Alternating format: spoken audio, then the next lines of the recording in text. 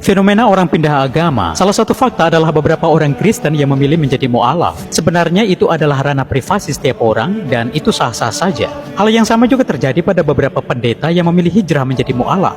Beberapa pendeta ini tidak segan mengklaim bahwa agama barunya lebih baik, lebih unggul, apalagi dengan membuat perbandingan dan pernyataan yang menyerang, menjelekkan agama lamanya. Saya akan mengulas fenomena ini dalam perspektif teologis dan teoritis. Teman-teman, seorang Kristen yang memilih pindah agama sebenarnya dia bukanlah manusia sejati seperti yang telah diajarkan Yesus sendiri sebagai manusia sejati. Dalam Lukas 9 ayat 23, barang siapa yang mau mengikuti aku, dia harus mampu menyangkal dirinya, memikul salib dan mengikuti aku.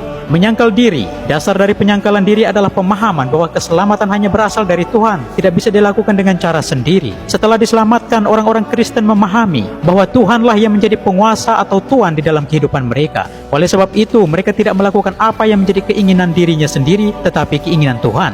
Melupakan kepentingannya sendiri. Orang-orang Kristen harus mengesampingkan apa yang menjadi kepentingannya sendiri demi mengarahkan kehidupannya pada apa yang menjadi kepentingan kerajaan Allah.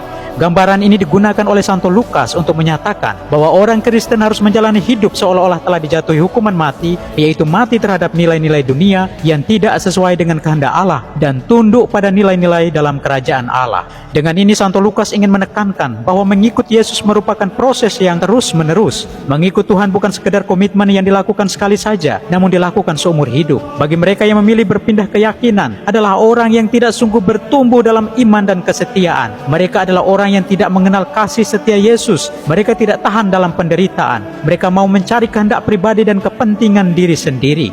Janganlah kiranya kasih dan setiamu meninggalkan engkau. Kalungkanlah itu pada lehermu, tuliskanlah itu pada loh hatimu, maka engkau akan mendapat kasih dan penghargaan dalam pandangan Allah serta manusia. Lihat kitab Amsal bab 3 ayat 3-4. Teman-teman, memang menjadi murid Tuhan Yesus tidaklah mudah. Bagi pemikiran manusiawi kita, hal ini tidak masuk akal atau sungguh gila, bukan? Ikut Tuhan Yesus disuruh menyangkal diri, pikul salib pula, dan ikut Tuhan. Apa-apaan ini? Bagi orang yang tidak percaya ini adalah kekonyolan, tetapi bagi seorang beriman pada Tuhan Yesus, ini adalah jalan menuju surga mulia. Tidak gampang, tapi ingat, Tuhan Yesus senantiasa menyertai kita sampai akhir zaman. Dalam Matius 28 ayat 20, maka kata tuannya itu kepadanya, baik sekali perbuatanmu itu, hai hambaku yang baik dan setia. Engkau telah setia dalam perkara kecil, aku akan memberikan kepadamu tanggung jawab dalam perkara yang besar. Masuklah dan turutlah dalam kebahagiaan Tuanmu.